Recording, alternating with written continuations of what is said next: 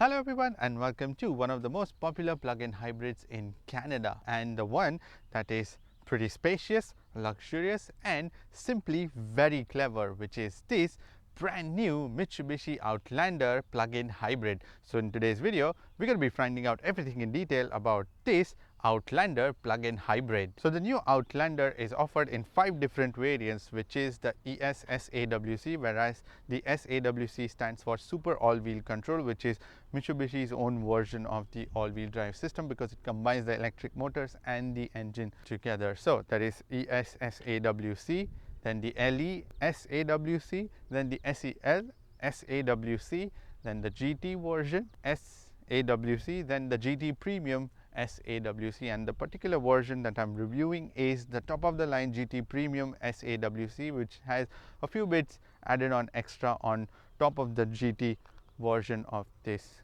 car, but it's also offered in 8 different color variants. And to start off with, the front looks absolutely amazing because it's unlike any other SUVs that you've seen before, because it looks very different and stands out from the crowd. And with this massive grille out here with these headlight cluster that is split, and also the whole front end looks massive in that sense. And also when you drive inside, it also gives you a feeling of driving a very big SUV. So let me start off with the front.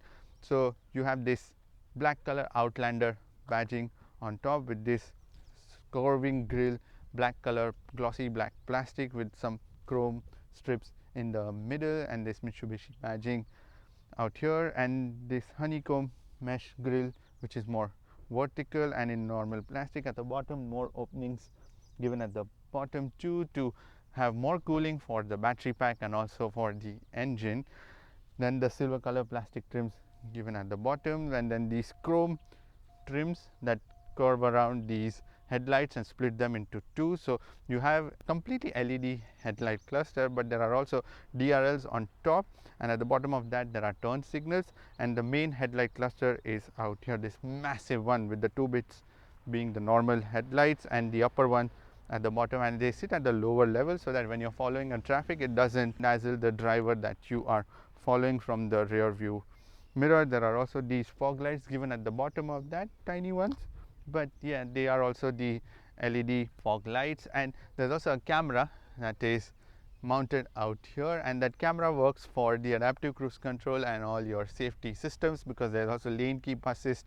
There are also various pedestrian warnings and all of that, so that camera is useful for that. And under the bonnet sits a 2.4 liter 4-cylinder engine along with 2 electric motors. Now on the sides you get these massive 20-inch dual tone aluminum wheels with this Mitsubishi badging in the middle, and on the inside there are brake disc and caliper, and not to forget the regenerative packaging which is also provided inside on each of the wheels. And there are also electric motors, as I mentioned. So one is given in the front and the other one in the back, whereas there is a battery pack that sits at the bottom, which is a 20 kilowatt hour battery pack, which is again a bigger version than the previous generation. The previous generation was 13.8 kilowatt hour, and even the motors in terms of its output, the front one generates 114 horsepower, whereas the rear motor generates 134 horsepower. So even that has been upped a little bit in terms of the power demand. There is also a plug-in hybrid EV badging on the sides in chrome. And in terms of the functioning of this entire system, because it's a complicated system that Mitsubishi has managed to pull, and let's not forget Mitsubishi is one of the best in the electrical system. So the way it does that is the EV mode actually works with just pure EV mode, where the batteries are used to provide the power to the motors, and then there is a series mode where what happens is the engine works as a generator to give the power to the battery, and through that it powers the electric motors. Then there is the parallel mode. So in the parallel mode, the engine powers the front wheels, and whenever there is a demand for extra power or torque, then these motors kick in and they supply additional power. But not just that, the additional power that is made by the engine, that's saved into the battery. So yeah, that's the entire complicated electrical system, but it just works so smoothly on the road and you don't even realize, because for you it's just simply pressing a normal mode or an EV mode and let the car figure out everything for you. You have these plastic arches on the side fenders so that it can protect your actual fenders and bumpers, and it's also easy to replace. There are these arches and lines given in here, smoother curve on the door. That way, when you come to the side mirrors, these are body colored side mirrors. They have one of the cameras from the 360-degree camera system. Also turn lights. There is also a blind spot warning given in there, and the side mirrors are power foldable. They are also power adjustable. There is also this half chrome surround that continues till the back. There are silver color roof rails given, and the front doors are keyless entry doors and a relatively smoother side profile. And even in the back you have the arches, plastic ones, to protect your fenders and everything. And then you have nicely merging lines in the back too, some strong arch lines given, and then a small sort of spoiler given in the back. And on the left side you have the fuel tank door, whereas on the right side you have the charging options, so which is why it's a plug-in hybrid. So you can even charge this car at home and it would give you a range of 61 kilometers approximately, but I've managed to get even more when you're driving because there's a regenerative part also that's included in this one. And the best part about this thing is, even if you forget to charge the batteries, there is always engine as a backup that you can use as a generator or to drive the car itself. So the charging is given on the other side, the charging port, and it's AC and DC charging. So in the AC there is level 1, level 2 charging, whereas in the DC charging you have a fast charging capability, so the car can charge from 0 to 80% in 38 minutes. That's really quick. Whereas with the engine, if you want to charge this same battery pack, you need about 98 minutes. I'm going to put the exact time on your screen because there are lots of numbers to remember, but yes, that's also possible. But if you don't do any of that, you can still drive it because the regenerative part will take care of charging the car while you're on the road, which is why this car is very clever, at the same time very complicated. Now in the rear you will be greeted to the LED combination tail light cluster. A sleeker one continues from the side profile and goes in the back, and the Mitsubishi badging in chrome, the Outlander badging in chrome on the left side, and the PHEV with the S-AWC, which is a super all-wheel control badge, on the other side. In terms of the visibility, it's actually decent, but the problem is when the third row seats have the headrests up, because they are massive, those headrests. So when those are up, the visibility is pretty restricted, but when you don't have that, you can just fold them down and then you pretty much get a decent amount of visibility from the rear view mirror. The smoother bumper continues in the back too, with this silver color plastic trim, and at the bottom normal plastic. And then you have these tips on both the sides, but they are just the plastic covering, so it's supposed to be fake exhaust tips. The actual exhaust tips are mounted in the back. And also this Outlander comes with a convenience feature, so you swipe your leg and you can open the boot door, or you can press the button from the trunk door. Now there are scuff plates given in the back so that you don't damage your bumper, and the third row of seat is currently up because I just wanted to show how, in what possible ways you can fold the seats and have the space arrangement. So when the third row of seats are folded up, you can put 362 liters of luggage in the back because it's quite deep that way, so you can put a lot of bags in there, but medium sized bags, that's for sure.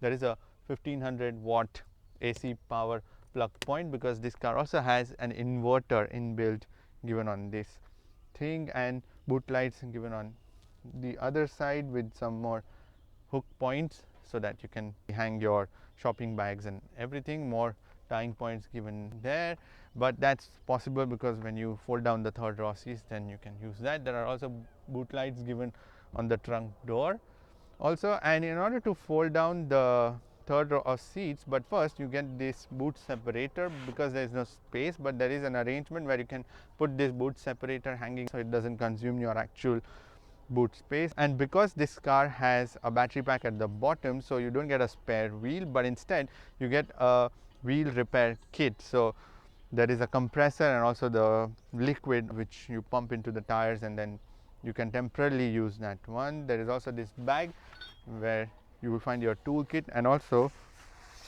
the charging cable, which is your wall socket charging. The way to fold down the third row seat is a bit of a process, but it's quite easy still. So you fold down the headrest first. You see how massive these headrests are, and what you do is you pull down this strap, fold down, and then you can remove this boot separator,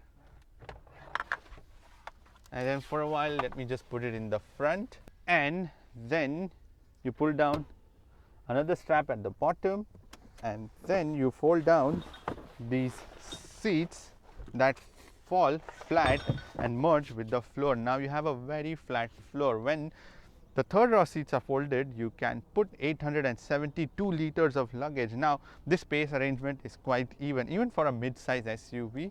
This is a very decent amount of space. There are more tying points which are revealed once the third row of seat is folded down, but most of the times pretty sure you're going to be using this because the third row seats that way have very little space. But once we jump inside, I'm going to explain that too. Now in order to fold down the second row seats, they are foldable in a ratio of 40:20:40.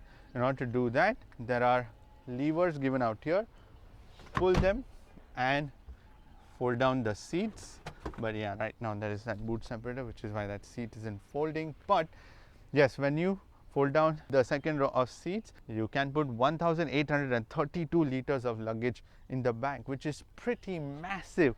I mean, look at the space arrangement, and it's also pretty flat. There is no step or anything in the back once the second row of seats are folded. So yeah, very much a big usable space on this mid-size SUV. And once you're done, you can swipe your leg and close this trunk door. Now, like the exterior, the interior on this new Outlander are also quite polished, luxurious and refined and very well placed. And if you notice that a lot of bits are very similar to a Nissan Rogue, and you won't be wrong because a lot of parts are shared amongst the two cars. That is why there are bits here and there which are still similar to the Nissan, but nonetheless Mitsubishi has done some pretty decent job in upgrading a few bits here and there inside the car. Now in terms of the material quality, let me begin that. So there is soft touch material leather covered on this upper part of the dashboard with the orange color stitching. In the back, soft touch squidgy materials on the main dashboard, even on the door cards. In the front, it's plastic, but halfway through there is leather covered and quilted leather on the door cards with this tan color leather handrest, and in the front switches and everything, and around that plastic carbon fiber trim. Even in the middle, glossy plastic, and this again silver color that is meant to look like aluminum, but it's just the plastic trim. This gear shifter looks similar from the Nissan Rogue. Your air conditioning controls in glossy black and straightforward button operated. Then this semi-aniline leather tan color. So this is the upgraded bits on this car, by the way, and also the massage seats. So these are the two more options in the premium version of this, which is extra. Otherwise the GT line is exactly how you saw with all these bits that I'm going to mention right now. Then there's also a heads up display which is provided, which is an 8.3-inch of heads up display. Yes, you get like proper map view, everything on your heads up display. Now when you come to the driver's display, you get a 12.3-inch digital driver's display, and there is plenty of information on this driver's display, and there are conventional dials on either side. The left side shows you when the EV is powering and when the engine is powering, whereas on the right side there is the speedometer, and it's slightly grainy sometimes. I've noticed just that some of the letters and numbers are slightly looking grainy, but otherwise in terms of the appearance and the brightness, it's very crisp, and even when there is sunlight directly falling on it, it's still super clear and crisp. And there are multiple options on your screen. So let me begin first with the view, because you can change the view of this layout. So you can go into the button given on the left side on the steering wheel, press that, and change the meter view. The dials become like round 3D ones on either side, and plenty of information in the middle that you can scroll into. But let me come back to the conventional dials. Then in the middle there are information. So the first page that you will see is the compass, at the bottom the media. Then you can leave it blank. If you are someone that gets distracted, then leave it completely in blank. The drive computer, next we go to, then manual, trip A, trip B, auto refuel, go down again, same energy economy, trip A, trip B, fuel economy, trip A, trip B, auto refuel, energy econ history, fuel economy history, EV driving time ratio, how much of percentage you've been driving in EV. The next option is the tire pressure, then the S-AWC, where the power is distributed onto different wheels. Energy flow, I like this because it just shows you when you're driving how the regen is happening, all of that on your screen. The drive battery temperature, next is the navigation, the media functions, then the safety systems. You can press even the button on the right side to go into these safety systems. You can switch off blind spot, forward lane, all of that. Warnings, then the adaptive, the traffic signs, then the settings. So once you go inside the settings, there is ASC settings, the basically your traction control, the driver assistance, personal display. You can go into personal display, and on the left side in the middle of the dial, what information you want to see: navigation, time to distance, fuel economy, trip, average speed, brake light, heads up display. So heads up display, you can change brightness, height, rotation, contents, everything from there. Eco mode setting, tire pressure monitoring, clock, vehicle settings, inside lots of lighting, lock, wipers, all of that. Then units, language, factory reset, come out and to your main page. So that's your driver's display. There's also miles per hour displayed on the bottom right corner, so in case you are driving it in a country where there is miles per hour, then that's also displayed too, or you can change the units altogether. But yes, that's your driver's display. Now when you come to the steering wheel, this is a leather cover 4-spoke steering wheel which is half perforated, and the 4-spoke, yeah, maybe 3-spoke would be nicer, but I don't know. Let me know in the comment section below what do you think of the 4-spoke design.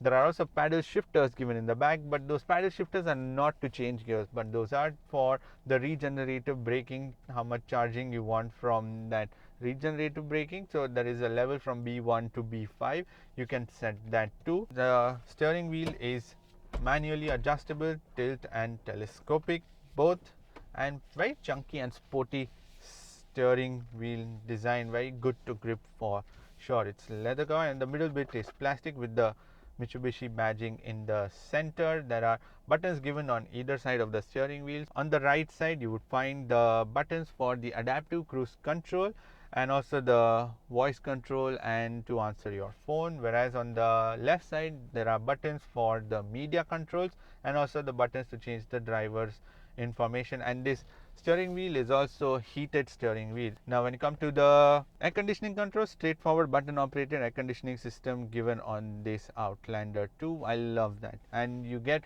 tri-zone air conditioning system on this Outlander.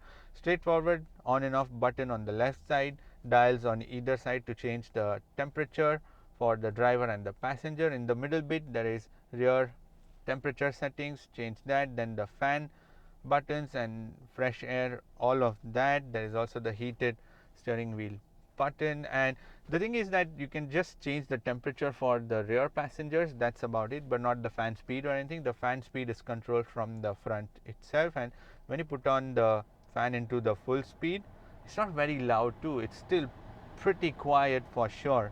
Yeah, very quiet compared to a lot of other cars. In terms of the cooling also, it's pretty good, especially today because it's like 22 degrees and we are nearing summer, and a very useful feature in terms of that. And there are also buttons given for the heated seats, so the front driver and the passenger gets heated seat option. Not just that, even for the second row, the passengers on either side get heated seats. When it comes to the infotainment screen, this is a 9-inch touch screen given on this Outlander, which sits on top of the air conditioning vents, and there are dials and buttons given at the bottom too, but your main home screen is this page. So you have the media options, the navigation options, all of that. Then you scroll to the left side, then the clock, and you can even adjust or customize the home screen, what you want to see on different menu options, add more pages, all of that.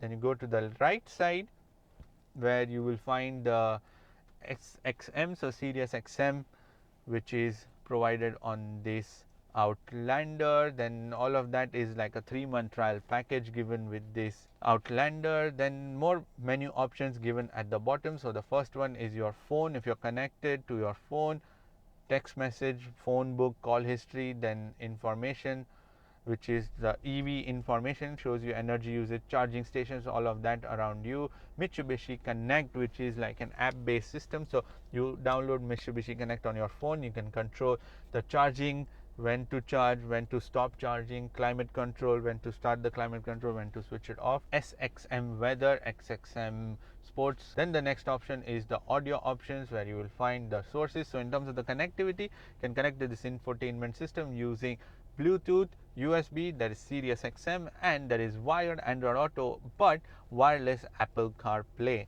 So with all of that, you can use your Google Maps also with this. But if you don't want to, there's another option. I'm going to come to that, the Bluetooth audio settings, detailed settings options, which you can access from here, but you can even access it from outside too. So you get TomTom navigation system on this Outlander, works pretty well, and it's decently quick, I would say. Like sometimes a bit of lag here and there, but otherwise, yeah, there's point of interest and all of that.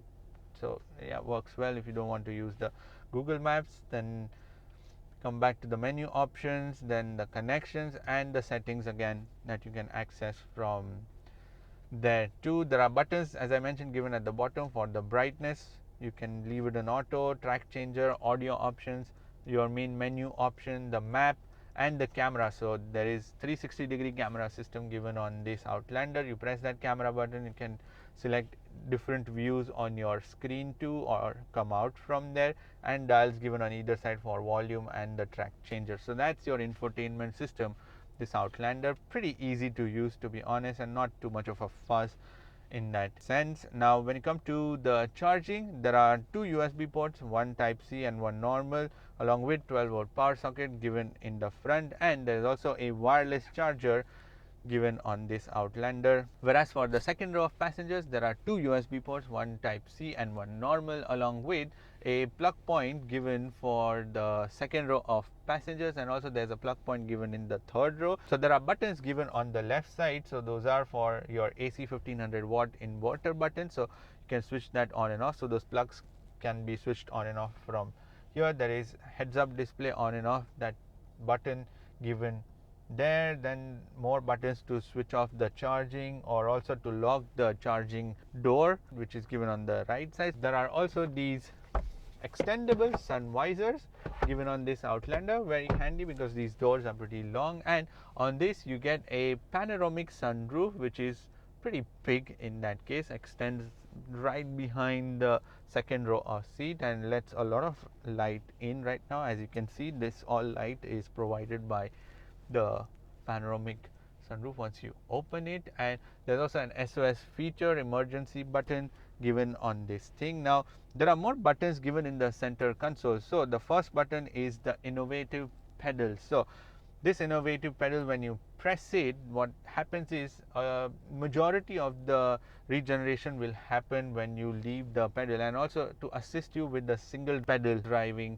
So that's a bit of a tricky thing, like you have to recalibrate how that thing works, because it brakes a lot when you leave the pedal, because it uses that regenerative action to slow down the vehicle and also to charge the batteries and put that charge into the batteries also. So a little practice here and there, and you can figure out how to use the single pedal system. And yeah, it actually charges the batteries very quickly when you use that. But otherwise, if you don't want to, you leave that, and then you can decide how much level of charging you want using these paddle shifters.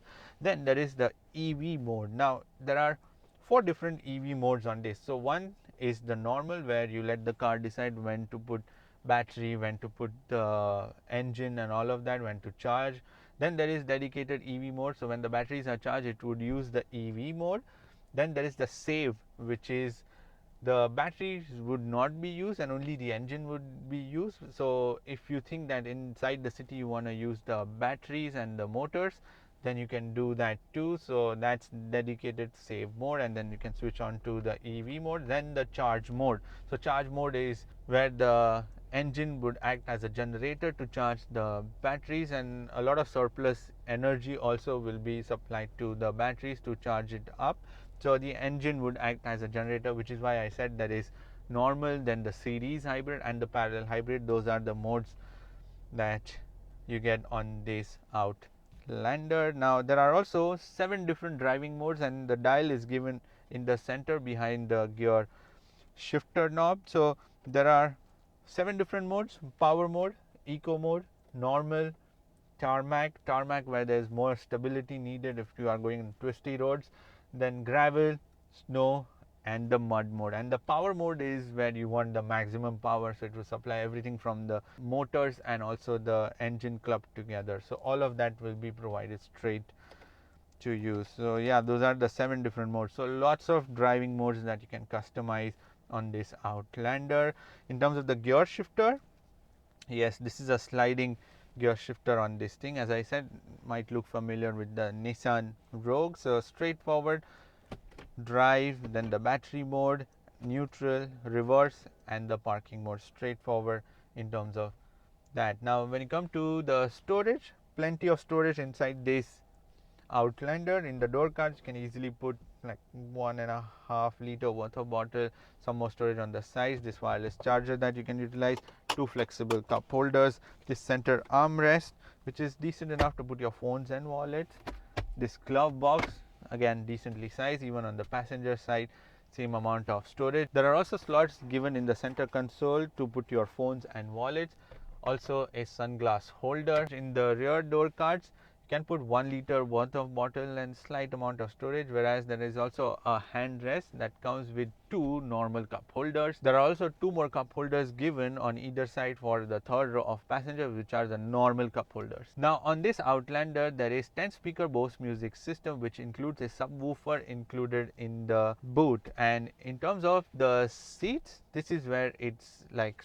super comfortable. So these seats are the leather seats with the quilted stitching in the center bit and also at the bottom with the tan color stitching, and these seats are very comfortable for longer journeys. They have good amount of support in the back and also on the sides. These headrests are decently soft, I would say, and it really hugs you well on all the sides. They are also broad at the same time. There's decent amount of support underneath my thigh too, so they are quite long that way. In terms of the adjustability, so the driver side seat is 8-way electronically adjustable and 4-way lumbar control, and also the passenger side seat is same 8-way electronically adjustable and 4-way lumbar control. But an additional feature that is given is the massage feature. So there are buttons given on both the seats, so you press that, or you can go into the infotainment screen and lumbar massage settings where you can change different levels of massage settings, so refreshing, switch it on, relaxing, or the lumbar, and the intensity and speed of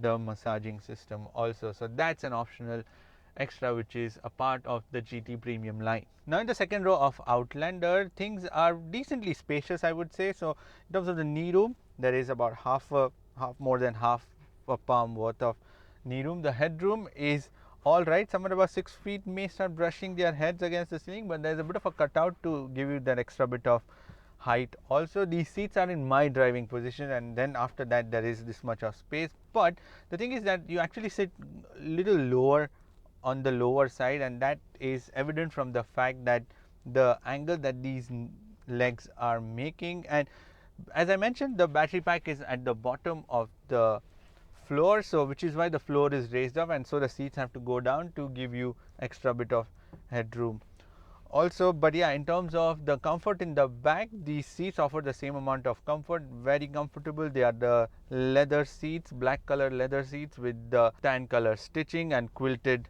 design in the center. They are perforated seats also, same like the front ones, they were perforated. And as I mentioned, seats on either side are also the heated seats. And in terms of the comfort levels, these seats offer pretty good comfort, I would say, just that it misses a little bit of that support underneath my thigh. And not just that, the seats are also slidable to give extra bit of space for the third row of passengers, because trust me, it will be needed.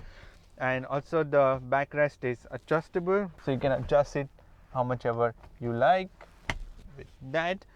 And not just that, when you're not having a middle passenger, you can use this handrest with two normal cup holders, but yeah, it's got normal plastic around, but nonetheless you have a cup holder. And if you are the middle passengers, there is only small amount of tunnel in here, so not much of a tunnel that hinders your space. So in the middle, again, there is decent amount of room in the front, and also there is decent amount of headroom also, whereas the backrest is slightly on the harder side. There's a bit of a bump, but nonetheless, yeah, the 3 adults can fit into these seats in the second row for sure. In terms of the air conditioning, there are 2 vents given here. You can control the direction and flow of air, and as I said, you can control the temperature given at the bottom, and buttons on either side for the heated seats. And at the bottom of that, there are 2 USB ports and a plug point. The door car quality is mix between plastic and also the leather covered halfway through, and tan color leather on the handrest with the quilted stitching. So that's again the same thing like the front doors. And there are also sun blinders given in the second row to give you that extra bit of privacy and also protection from the sun. There are also pocket storages given in the driver and the passenger seat, and on top there are more storages, smaller ones, to put your phones or maybe iPads. Now things in the third row are a bit cramped, I would have to report that. And the seats, I have slided it a little bit, the second row of seats, so that I can get that room to sit in the third seats. I'm going to show you exactly how the arrangement is when the seats are completely pulled back far, like the second row of seats. And also my head is kind of brushing against the ceiling now, and you sit quite high up because you are sitting right in the rear. And again, the battery pack is there at the bottom, so you have to lift these seats up a little bit. And the comfort levels are all right. You get the same level of comforts that you get in the other rows of seats. So these seats are more like, maybe if you have 7 people and if you want them to sit, that's when you have to make them sit into these seats. Otherwise these are for kids, smaller kids, that's for sure. And in terms of the other arrangements, there are cup holders given on either side. There is also a plug point, as I said, given in the back for using it for charging your phones. But yeah, that's a plug point and not the USB or anything. So let me take these seats in the back and show you, because in order to come out from these seats, you pull this lever and push the seats in the front and come out from these doors. But when you want to, please bear with me, yeah, this is the sort of arrangement normally. So that's how the seats are. So which is why the second row of seats are slidable, so you can push them a little bit in the front and get the knee room. If there are kids also, then the kids are the perfect, examples who can sit into these seats, because they won't need that much of space in the third row, so they will be all right. In that case, there are also these 2 massive headrests, the tall ones, on which you can rest, and it's very easy to fold them too. So the third row of seat is when you have absolutely more than 5 people and you need to accommodate into the car. But more or less you can fold down the third row of seat and utilize the massive amount of boot space on this thing, along with utilizing 5 passenger space on this Outlander. So currently I'm driving on pure electric power, so the 2 motors are being powered, and it's a very quiet ride. In fact, yeah, it's just so weird sometimes that a big SUV like this is just cruising so quietly. As I said, this thing comes with a combination of engine and motor. So let me begin first with the engine. So you get a 2.4 liter 4-cylinder naturally aspirated engine that produces 131 horsepower and 144 pound-foot of torque. And this engine is mated to a CVT transmission, and also there are two motors, one in the front and one in the back. The front produces 114 horsepower and 188 pound-feet of torque, whereas the rear ones produce 134 and 144 pound-feet of torque. And all this is what's more amazing is the fact that everything works in sync so well without even you noticing that so much is going on underneath you. So combined output from this entire system is 248 horsepower and 332 pound-feet of torque. So yeah, those are lots of numbers, but yes, I remembered them. And yeah, that's the output. And you get the super all-wheel control, which is like an all-wheel drive system. So essentially the engine powers the front wheels, and whenever there is a need for the rear wheels also, the motor kicks in. Or if you are in the mud or the snow or something more, then the motors are engaged all the time to give you like a all-wheel drive system on this Outlander. But again, I'm just cruising in quiet, and I've put the innovative pedal system in action, and let me just accelerate. And you see the slow down rate, which is why you need to recalibrate how you drive a little bit when you're using that innovative pedal system. But the acceleration for an SUV, like suddenly, like the moment you dab the throttle, it just flies off. And because of the CVT transmission, there are no gear changes or anything, so it's a seemingly smooth, wow. Yeah, and whenever there's extra need of power, even the engine kicks in. I mean, I'm very impressed by the technology that plays part in this. So as I mentioned, 4 different EV modes also. You can charge, save the battery, or let the car figure out. Then there are different driving modes: eco, power. You put it in power, this thing is just very quick. So just make sure you test it out before dabbing that throttle suddenly.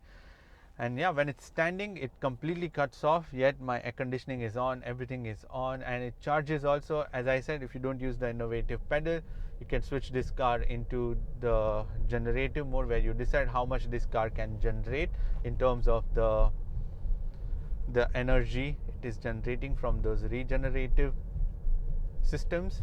So yeah, lots of options to customize this car. But essentially for you just put it into one single mode, or whatever mode you want to be in, and the car will figure out for you. Now in terms of the efficiency, that's where all these numbers matter. So Mitsubishi claims that this Outlander on just the engine would deliver you 9.1 liters per 100 kilometers, but I've been able to get more out of this.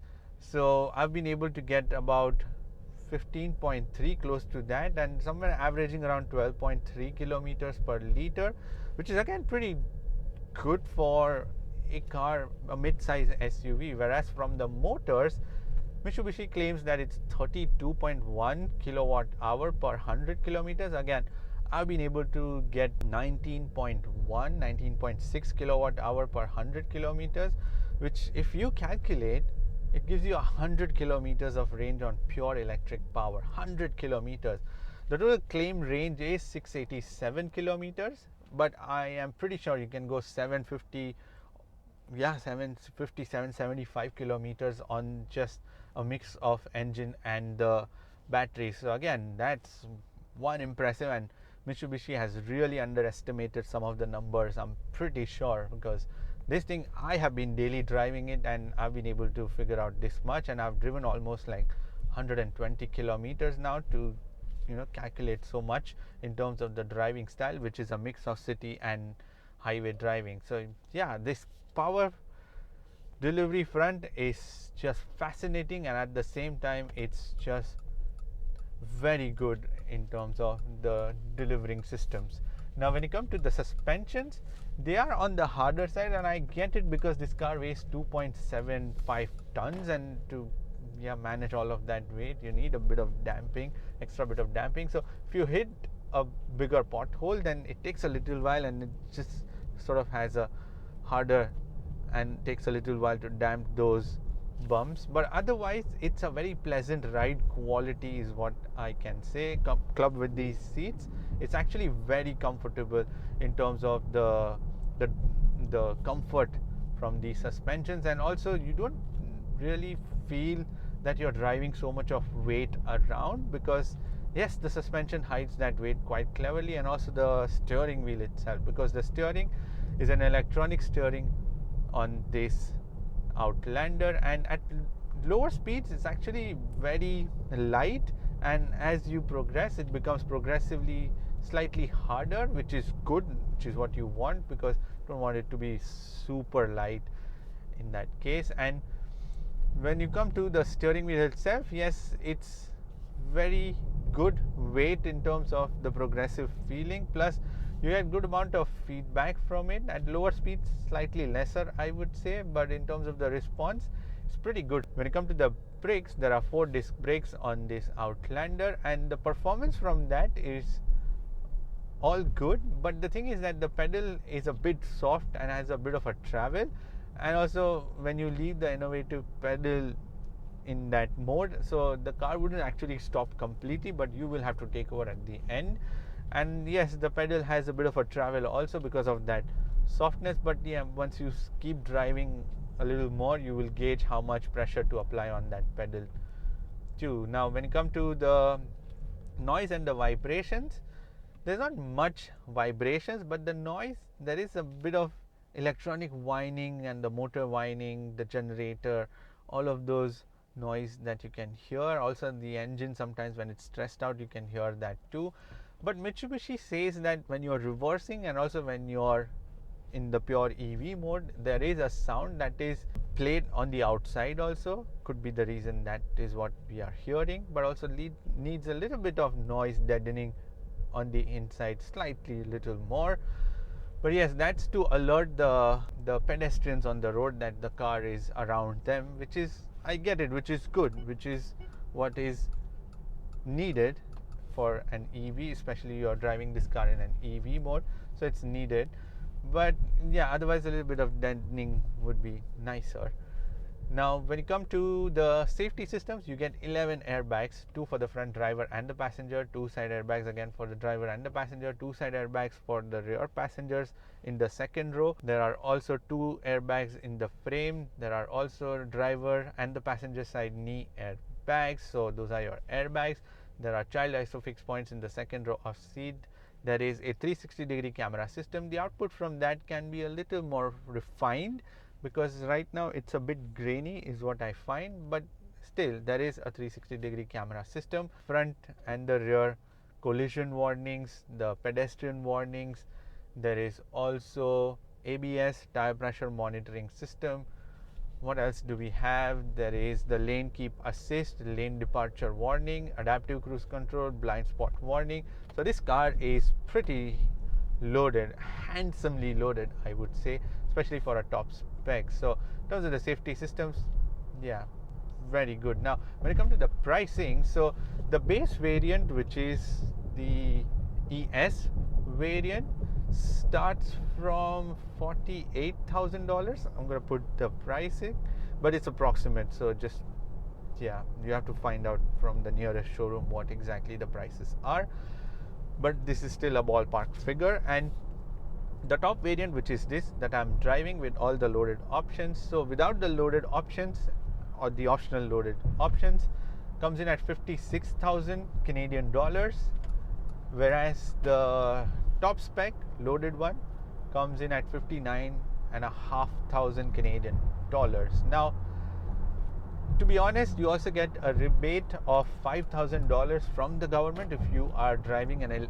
EV or a green vehicle, which is this car. So in that sense, this, then if you remove the 5,000, this thing is just an unbeatable perspective, because this is such a clever and an advanced car. I cannot recommend you this car enough. And the thing is that Mitsubishi leads, as I said, in terms of the electronics, and there are hardly any chances that something might go wrong, but even if it goes wrong, there is a 10-year warranty on the battery pack, there's 10-year warranty on the powertrain, 5-year warranty on the car itself, and 5-year roadside warranty. So assistance, sorry, 5-year roadside assistance. So that's a lot of options. That just shows that Mitsubishi is quite confident in giving you this package, and trust me, this is a very clever package, and until and unless you drive it, it's just mind-boggling that so much has been given on this car. And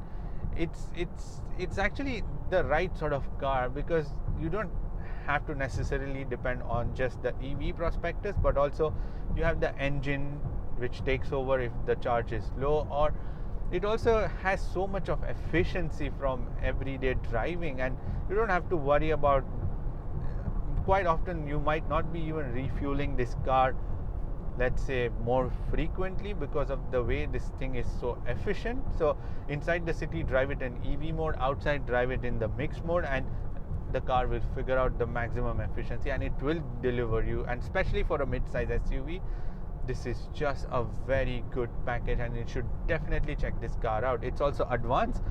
It comes loaded with so many things, and the appearance I really like because it's distinctive when you compare it to the other mid-size SUVs in its segment. Anyways, that is pretty much it for this video. Give this video a thumbs up, and thank you for watching this video.